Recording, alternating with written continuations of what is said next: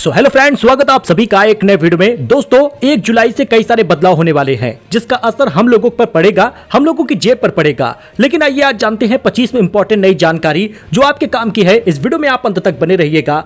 चलिए शुरू करते हैं।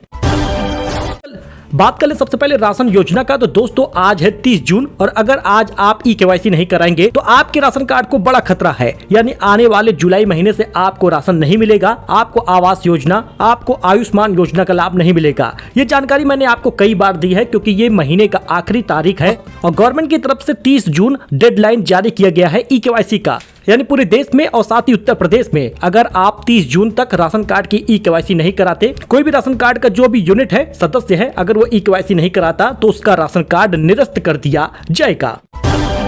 पीएम मोदी 2 जुलाई से इन 5 देशों पर यात्रा जा रहे हैं। ब्राजील में ब्रिक्स का सम्मेलन भी होगा। जी हां, प्रधानमंत्री नरेंद्र मोदी अपने इस दौरे की शुरुआत पश्चिमी अफ्रीका से करेंगे। वो 2 से 3 जुलाई तक घाना जाएंगे। यहां पर प्रधानमंत्री की घाना की पहली द्विपक्षीय यात्रा होगी। 3 दशक बाद भारत का कोई प्रधानमंत्री इस अफ्रीकी देश की आधिकारिक यात्रा करेगा। ये बताने का कारण ये है कि पीएम मोदी 2 जुलाई से लेकर 9 जुलाई तक 5 देशों का दौरा करेंगे। अब सोच रहे होंगे कि आप ये ऐसा क्यों कह रहे हैं। दरअसल आपको बता दें, किसान निधि अभी तक जारी नहीं हुआ और पीएम मोदी ही रिमोट का बटन दबाकर किसान निधि जारी करते हैं। ऐसा हर बार हुआ है। तो 19वीं किस्त फरवरी में 24 तारीख को जारी हुआ था। अब अगर किसान निधि जून महीने में जारी नहीं हुआ तो जुलाई में कितनी तारीख को जारी होगा। 20वीं किस्त का पैसा अब आपको 9 जुलाई तक तो नहीं मिलने वाला। इसका कारण ये है कि पीएम मोदी विदेशी दौरे पर होंगे और ऐसे में वो किसान निधि जारी नहीं करेंगे। यानी 10 से 11 जुलाई के बाद ही किसान निधि का पैसा जारी होगा और इस बार किसान निधि के 20वीं किस्त का 2000 रुपए सबसे लेट में मिल रहा है। तो आप खुद को कैसे रख सकते हैं fit and fine, PM Modi ने बताया अपने हेल्थ और टिप्स में। पीएम मोदी ने मन की बात में 29 जून संडे के दिन ये बात बताई है। ये उनका 123वां एपिसोड था जिसमें उन्होंने मोटापे की बढ़ती समस्या पर चिंता जताई है। उन्होंने कहा अगर आपको फिट रहना है तो 10% आप अपने खाने पीने में ऑयल को कम करिए। अच्छा, 1 जुलाई से 7 बड़े बदलाव भी हो रहे हैं जो हमारी जेब पर डालेगा असर। जी हां दोस्तों, 1 जुलाई से क्रेडिट कार्ड को लेकर, ट्रेन के टिकट को लेकर, पैन कार्ड को लेकर कई अहम बदलाव हो रहे हैं और गैस सिलेंडर के दाम भी सस्ता महंगा हो जाता है। आइए जानते हैं 1 जुलाई से क्या क्या नए नियम जारी हो रहे हैं। देखिए, एलपीजी सिलेंडर के नए रेट 1 जुलाई को जारी होगा। अभी 1 जून को 19 किलो वाला कॉमर्शियल गैस सिलेंडर के दाम में कटौती हुई थी। दिल्ली से कोलकाता तक यह सिलेंडर करीब 25 रुपए तक सस्ता हुआ था और इस बार घरेलू गैस सिलेंडर यानी 14 किलो वाले एलपीजी सिलेंडर के दाम सस्ते हो सकते हैं।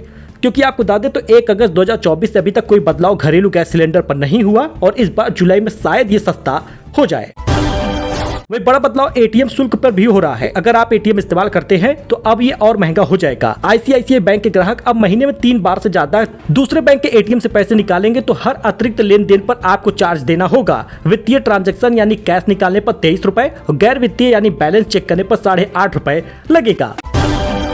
पैन आधार लिंक भी अनिवार्य हो गया है। अगर पैन कार्ड नया बनवाने जा रहे हैं तो अब आपको आधार कार्ड की संख्या देना होगा। यानी आधार कार्ड के बिना आपका पैन कार्ड नहीं बनेगा।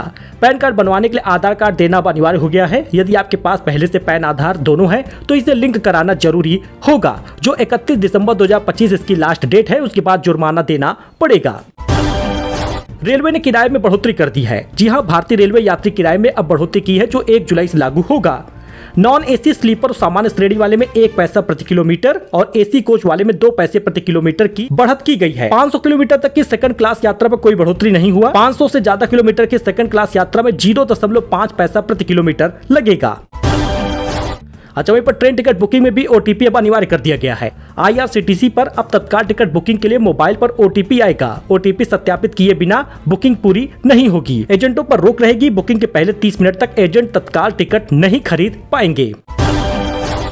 वही क्रेडिट कार्ड और वॉलेट पर भी नया चार्ज लागू हो गया है। यानी कहने का मतलब ये है कि अगर आप ड्रीम 11, एमपीएल या रमी कल्चर जैसे गेमिंग ऐप पर महीने में 10,000 रुपए से ज्यादा खर्च करते हैं तो 1% अतिरिक्त शुल्क देना होगा। इसके अलावा अगर आप यूटिलिटी बिल जैसे बिजली, पानी, गैस वगैरह का पेमेंट 50,000 रुपए से ज्यादा करते हैं तो उस पर भी 1% चार्ज देना पड़ेगा। क्रेडिट कार्ड बिल पेमेंट पर भी नया नियम लागू हो गया है। नए नियमों के अनुसार अब सभी क्रेडिट कार्ड का बिल का भुगतान भारत बिल पेमेंट सिस्टम यानी बीबीपीएस के जरिए किया जा सकेगा। फोन पे, क्रेडिट जैसे प्लेटफॉर्म प्रभावित होंगे। दोस्तों, भारत ने बांग्लादेश से जूट प्रोडक्ट के इंपोर्ट पर पाबंदी लगा दी है। अब सिर्फ महाराष्ट्र के एक बंदरगाह से एंट्री होगी। इस फैसले से भारतीय जूट इंडस्ट्री को फायदा होगा। तो 1 जुलाई से पैन बनवाने के लिए आधार नंबर जरूरी होगा। घर बैठे 10 मिनट में आप बनवा पाएंगे। जरूरी हो तो आप ई पैन बनवा सकते हैं। पूरा प्रोसेस आप इसमें देख सकते हैं। दोस्तों, निवेश के लिए भी जरूरी होता है पैन कार्ड। तो आप चाहे तो पैन कार्ड का जो ये प्रोसेस है, वेबसाइट पर जाएंगे, गेट न्यू ई पैन वाले विकल्प को चुनना होगा, आधार नंबर डालकर ई पैन बनाना होगा। तो ये बेहतर ऑप्शन है। चाहे तो आप ई पैन भी बनवा सकते हैं। दोस्तों, सुल्तानपुर में कम छात्रों वाले स्कूलों का विलय होगा। पहले चरण में 73 स्कूल दूसरे विद्यालय में मिलाए जाएंगे। 444 स्कूलों की पहचान हुई है। सुल्तानपुर जिले में 50 से कम छात्रों वाले स्कूलों का नजदीकी विद्यालयों में विलय किया जाएगा। अधिकारी उपेंद्र गुप्ता के अनुसार कोई भी स्कूल बंद नहीं हो रहा। यह कदम बच्चों को बेहतर शैक्षणिक माहौल देने के लिए उठाया जा रहा है। जिले में कुल 444 सरकारी विद्यालय चिन्हित किए गए हैं, जहां 50 से कम छात्र हैं। अब इनको 3 चरणों में विलय किया जाएगा। पहले चरण में 20 से कम छात्र संख्या वाले 31 स्कूल का विलय होगा। दूसरे चरण में 40 से कम छात्र वाले 266 स्कूलों का विलय होगा और अंतिम चरण में जिसमें 50 तक की छात्र संख्या है, उन स्कूलों को विलय किया जाएगा। पहले चरण में 73 स्कूलों का विलय पूरा हो चुका है। तो 35 शहरों में तेज बारिश हो रही है। महोबा में पुल डूब गया, चित्रकूट में मंदाकिनी नदी उफनाई है और सहारनपुर में क्रेन बह गई है। जी हां, इस प्रकार का मौसम है, इस प्रकार का बाढ़ है। यूपी में एक बार फिर से मानसून सक्रिय हो चुका है और शनिवार से लेकर रविवार तक 35 शहरों में रुक रुक कर बारिश हो रही है। वैसे आप किस जिले के हैं, कॉमेंट करिएगा, जिससे आपके जिले की जानकारी हम स्पष्ट दे पाए। वैसे मौसम विभाग ने आज 14 जिलों में भारी बारिश का अलर्ट जारी किया है और 55 जिलों में बिजली गिरने की संभावना जताई है। मौसम विभाग का कहना है कि 4 दिनों तक ऐसा ही मौसम बना रहेगा। देखिए, 36 जिलों में जहां पर बारिश का अलर्ट है, उन जिलों का नाम आप देख सकते हैं जहां पर भारी बारिश होगी। उसमें सहारनपुर, शामली, बागपत, मुजफ्फरनगर तमाम जिले हैं। हरदोई, लखीमपुर खीरी, सीतापुर, लखनऊ, बाराबंकी तमाम ऐसे जिले हैं जहां पर भारी बारिश होगी। हल्की बारिश वाले जिले भी आप देख सकते हैं जहां पर प्रतापगढ़, अमेठी, सुल्तानपुर, जौनपुर, वाराणसी, चंदौली वगैरह शामिल है। तो अभी मुक्तेश्वरानंद बोले, जाति छिपाकर कथा कहना गलत है। पीडीए को जातियों का कॉकटेल बना दिया गया है। विश्वनाथ मंदिर बंद होने चाहिए, वीआईपी दर्शन। जी हां, ऐसा अभी मुक्तेश्वरानंद ने कहा है। ये बातें वाराणसी में शंकराचार्य स्वामी अभी मुक्तेश्वरानंद ने कही है। तो लखनऊ में 27 साल से फ्लैट का भुगतान नहीं किया, एलडीए के 100 करोड़ फंस गए हैं। कैंसिल होंगे आवंटन, कॉमर्शियल प्लॉट पर भी एक्शन होगा। लखनऊ में सरकारी राशन बेचता पकड़ा गया दुकानदार का बेटा। 13 बोरियों में चावल ले जा रहा था। बेचने के बाद पिता को देता था कमीशन। लखनऊ में सरकारी राशन बेचते हुए कोटेदार का बेटा पकड़ा गया है। वह 13 बोरियों में चावल ले जा रहा था। इसे बेचने के बाद कोटेदार पिता को कमीशन देता था। ये आपके ही चावल हैं जो आपको यूनिट में कम दिया जाता था। मतलब ऐसे चावल 5-5 किलो बचा लेते हैं हर एक राशन कार्ड पर और 13 बोरी तैयार हो गई, फिर जाकर उसको दुकान पर बेचते थे। 24 से 25 रुपए प्रति किलो चावल दुकान पर बेच रहे हैं। टीम ने पीजीआई थाना पुलिस को साथ लिया और कोटेदार के बेटे को राशन बेचने के लिए ले जाते समय रंगे हाथ पकड़ लिया। मामला 27 जून का है, लेकिन जिलाधिकारी के आदेश के बाद दोनों बाप बेटे पर 28 तारीख को मुकदमा दर्ज कर लिया गया है। इसलिए आपसे कहते हैं कि आप अपना पूरा राशन लीजिए। राशन योजना में आपको स्पष्ट जानकारी इसीलिए दी जाती है।